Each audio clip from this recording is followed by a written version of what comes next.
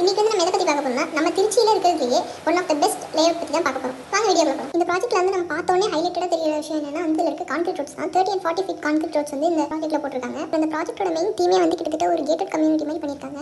நான் ஏன் இப்படி சொல்றேன்னா இந்த ப்ராஜெக்ட் சுற்றி 9 feet வந்து காம்பவுண்ட் வால்ஸ் போட்டிருக்காங்க. அது மட்டும் இல்லாமல் 24 hours வந்து செக்யூரிட்டி கொடுத்துருக்காங்க. அப்புறம் வந்து பேரியர் கேட்ஸ் போட்டிருக்காங்க. அப்புறம் சிசிடிவி கேமராஸ் கொடுத்துருக்காங்க.